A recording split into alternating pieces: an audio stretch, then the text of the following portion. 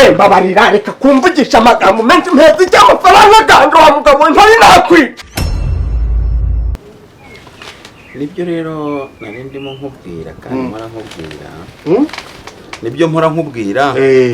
Kandi mpora nkubwira igihe cyose. Okay. Buriya Uwiteka arakuzi. Na mbere y'uko ubaho buriya wari uhari nuko utabizi. Ni ibisobanuro birebire urabona kugira ngo uhure papa wawe ahure na mama wawe bakubyare bakureme ni ukuvuga ngo wari uriho buryo se iyo utabaho ntabwo uba uriho. Buriya misiyo ya mama wawe na papa wawe yari yo kuzahura bakakubyara. Yego rata urumva ko wari uriho umaze kubisobanukirwa. ndiga jambo mbese kwa kundi bavuga ngo jambo yahozeho ibintu nk'ibyo. Ibyo biratandukanye. Buriya jambo yahozeho kandi bavuga ko yari Imana bitandukanye n'ibyacu.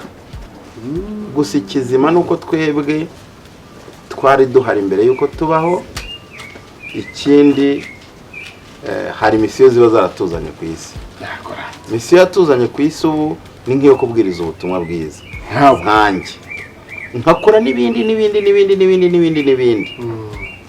ariko abantu bakambona mu ishusho y'ubutumwa bwiza nk'umuhamagaro wahamagara. nawe rero ukaza kugira ngo nsoze inshingano na misiyo nazanye ku isi.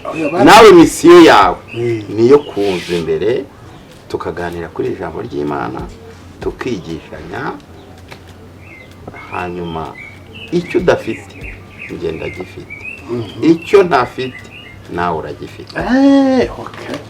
Icyo nicyo gisobanuro rero cy'Imana. Rero wakoze kuza. Mu by'ukuri buriya wampamagaye kuri telefone umbwira ko ushaka kuza nkagusengera, ufite ibibazo byinshi. Barakundangiye barambwira ati ntandane ibibazo bye bizashirira usibye. Ubundi mu busanzwe ntabwo ariko twikoresha, ntabwo njye nikoresha, nkoreshwa n'Uwiteka Imana yampaye misiyo yo kuza kubabohora, yo kuza kumva ibibazo byanyu nkabahumuriza. Kumva ko umuntu wakundangiye atabeshye ntabwo turi n'umukozi w'Imana barabonana. Wenda hagati aho ngaho hano haza abantu benshi cyangwa se tugahura no ku rusengero. Ibyo byose ni ibisanzwe, gusa hari abaza bumva bazi nk'abagiye ku mupfumu. Kandi twebwe iyo dusenga Imana ntabwo dukurikiza ngo uyu ni kanaka uyafite ubutunzi, ahubwo biterwa n'icyo wadusabye kugusengera. Kuko nk'ubu nzi ko wanciriye mu ncamake ibibazo byawe narabyumvishe, ariko Imana iraje kugirira neza. Ubwo wangeze imbere n'ukuri kw'Imana byarangiye, ariko n'ubundi barambwira ati ukimugeraho ibibazo byose bizabakemuka. Ndagusengera rero uvaneho imikoshi. Wari ufite imikoshi myinshi, ufite noneho hari ikindi kintu cy'akarusho udahuriyeho n'abandi. Uzi ko ufite umuzimu w'urwangaro. Nkangara kandi nubatse. Byari byarangiye ahubwo Imana yanyeretse ko ufite muri wowe umuzimu w'urwangaro wari ugiye, ariko kubera ko Imana itwereka ikatwereka ibyo abantu batabonesha amaso yabo, niyo mpamvu Yesu yakugiriye, niyo mpamvu Umwami yakugiriye neza. Ukaza ahangaha ukaza wihuse udatinze, kuko iyo utinda gato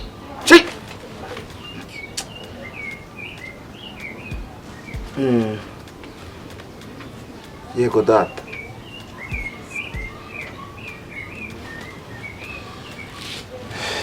mu rugo rwawe harimo ibibazo. Ukuri kw'Imana. Ni iki uri gupfa n'umugore wawe?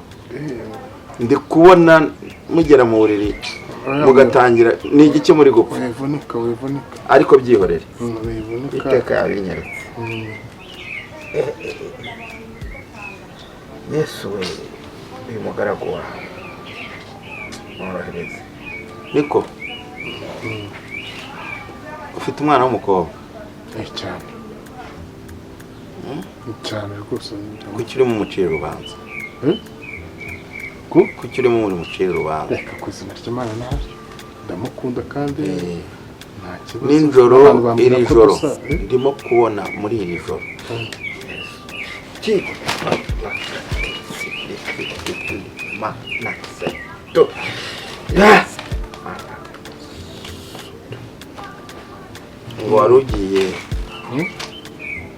wari ugiye kumwohereza he? Ibi ndimo ndabisoma mu jisho ry'Imana.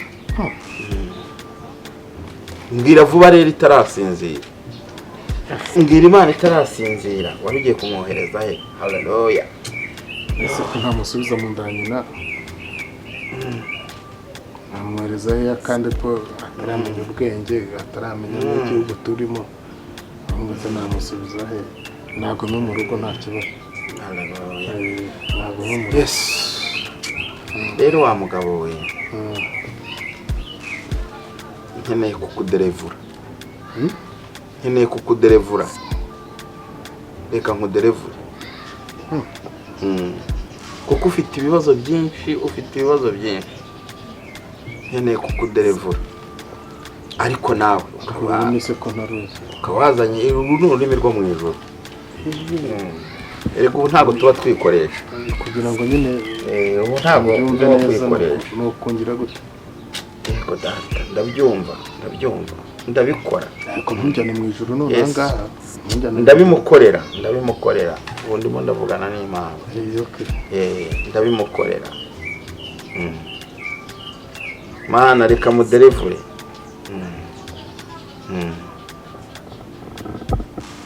N'amaturo. Ndaryibuka. Imana irambwiye ngo ntakore bya bindi bavuga ngo ni kadavure. Oya. Imana irambwiye rero. Buriya nari ndimo nganira nayo. Ese ku buryo irambwiye ngo ngufashe. Yakubwira ngo irambwiye ngo ningufashe. Ngire kadavure nyine nyitabivuga. Nta oya.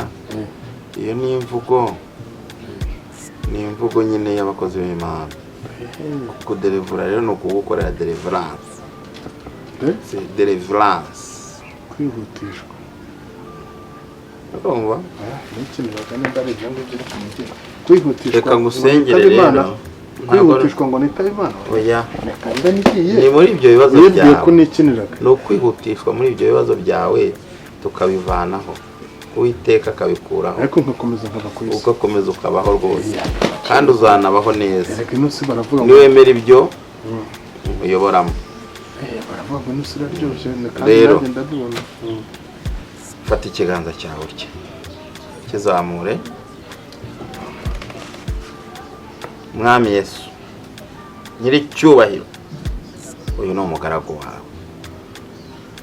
Nimbura mikoro.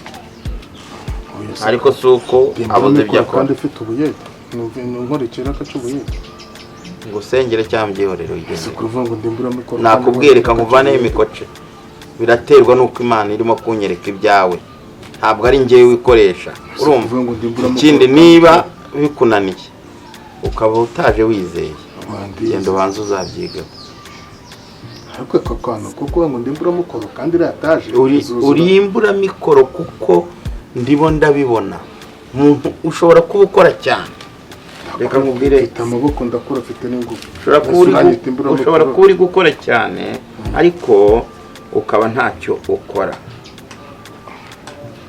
kandi nirwa ku ntanyara y'intuza y'ihene nzamura amatafari nzamura nibyo ndimo nkubwira hano muri Yohana urumva igice cya 8 umurongo wa 12 tambira Yohana ejo bundi twadushwe haravuga ngo umva nkubwire banza Yohana ejo bundi twashwane kandi ikintu twashwaniye nuko arashatse kumbwira ngo Yohana ngo njye ko namuregereye. Yohana rero, Yohana bavuga, nta rukundo agira. Yohana bavuga muri iyi Bibiliya ntabwo ari Yohana muturanye, ahubwo ni Yohana uri mu mitima yacu, ni Yohana uri mu mutima wawe, ni Yohana uri mu mutima w'uriya, ni Yohana ufite icyo umwumvaho hanyuma ugasobanukirwa, kandi nicyo nshaka. Nta kibazo ariko nabikubwiye rero mu gice cya 8 n'uburyo yamumucye ntabwo nari kumwumva pe simubeshye. Buriya Uwiteka Yesu niwe mucyo w'isi. Hano haravuga ku gice cya 8 muri Yohana umurongo wa 12 haravuga ngo Yesu yongera kubabwira ati ninjye mucyo w'isi. Amen. Unkurikira hazagenda mu mwijima na hato, ahubwo azaba afite umunezero w'ubugingo buhoro. Haleluya. Amen, amen, amen, amen. Ubu noneho ntabwo uri bubyemere nkakora deliverance. Yambaye nka data nabyemeye kubogeze. Nibyo rero nari ndimo nkubwira ko gusengera bigezaho. Ndi kubona imbere yawe, ndi kubona ufite byinshi, ufite amadeni. Amadeni yo nakangare nta kibazo ariko amadeni kandi nacyo cyananzanye rwose sinkunubeshye kugira ngo usengere ndebe ko nayavamo amahoro natonya batazaza bagatera intambwe ku kasambu na resigaranye. Okay. Uratanga ituro rero ribyibushye. Kuya barambwiye bati rwose utanze ituro kandi rinini rifatika. Yego. Gusa nta kibazo. Rifatika. Nanjye rero nazanye rifite fatikability. Urarifite. Nase ubwo urumva udashoye ntacyo yakunguka. Fata. Fata muri iki kiganza cy'umukozi w'Imana. Cyangwa fatishaka. Aka. Mwami ndamusengeye umukozi wawe. Muvanyeho umukoshi w'urubuyero. Muvanyeho urwikekwe rw'ubutindi. Muvanyeho indwara zari zigiye kumuhuriraho. Ngo nafite mituweli nta kibazo. Muvanyeho Yesu. Ariko kunga ko muvanyeho kuba by'indwara wagakura ufite mituweli.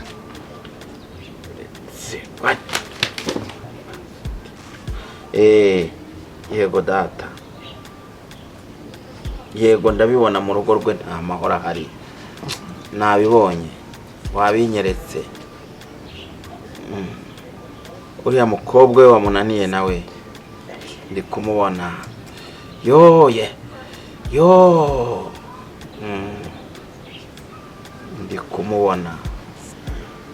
Ndi kumubona yibaza ngo yes.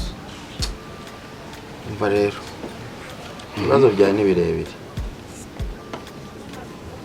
Ni birebire. Ko nta kibazo. Ubwo ituro no kuza nta kibazo by'ituro. Temwa.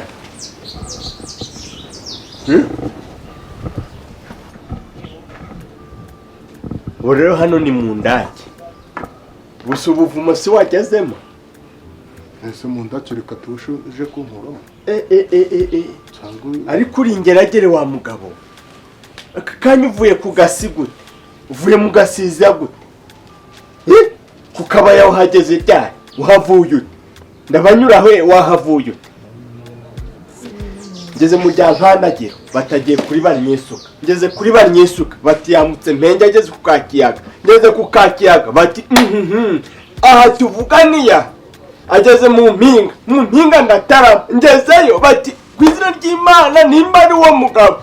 Ahantu nuna wa mucece ufite amenya abiri umeze nk'ifuko. Ni umbwe ngo ugeze muri mbwe bati ko yambutse Ruhondo.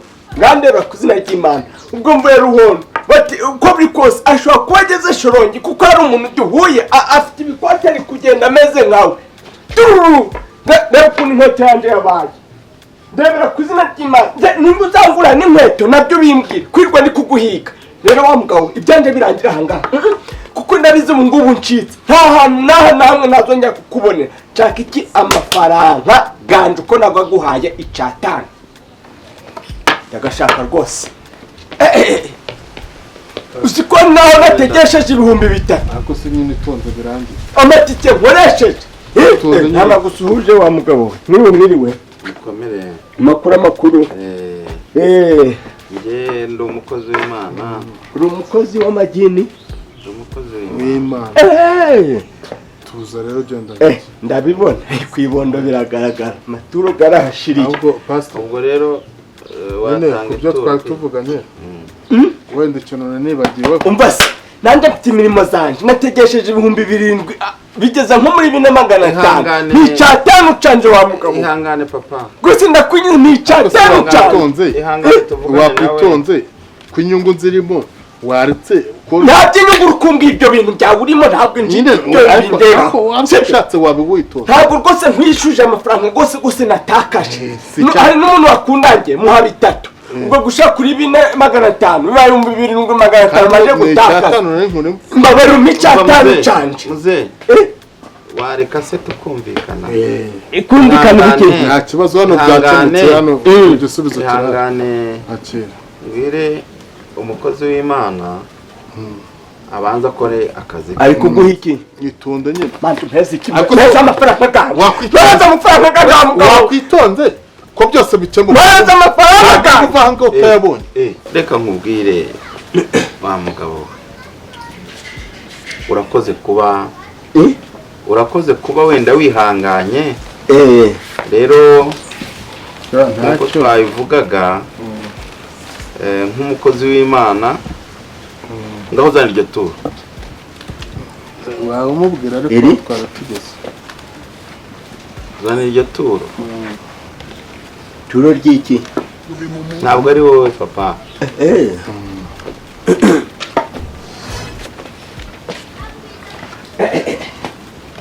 sikugenda we sikugenda ariko bakuyobesha kaka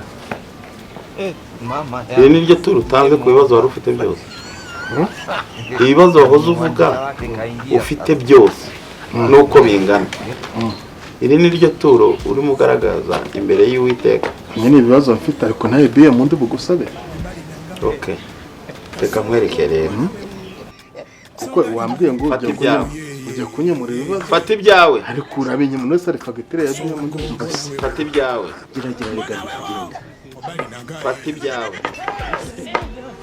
by'Imana bigira agaciro fata amafaranga yawe ubu rero reka nkubwire ibyo nari nakuvumuye byose ndabigushubije tumiwe kuko ntabwo ituro urimo utanga rihwanye n'ibibazo wari waje ufite rero ahubwo biravugwa ngo ibyo nzavuma kuri iyi si no mu ijuru nzaba ahubwo mu byo nakubwiye ndabiziritse rero mu byo nakubwiye muretse kubizirika ni ukuri kw'Imana pe ndagerayo bwije uri kujya bwongera munyirireho wa mugabo umukozi w'Imana igikomeye ni iki kibazo ni nacyo gikomeye ahubwo none bajya kubikubwira nta nubwo aricyo gikomeye gusa kino kibazo ahubwo ni wowe ukomeye rero ibintu murimo birantwara igihe kandi nta gihembo mbifite ngushubije ibyawe waje pabidire kirogorogo cyawe mu biki jyana ikirogorogo cyawe jyana ikirogorogo cyawe ko aricyo cyari gikomeye we mbabarira reka kumvugisha amagambo menshi mpeze cy'amafaranga gange wa mugabo ntari nakwica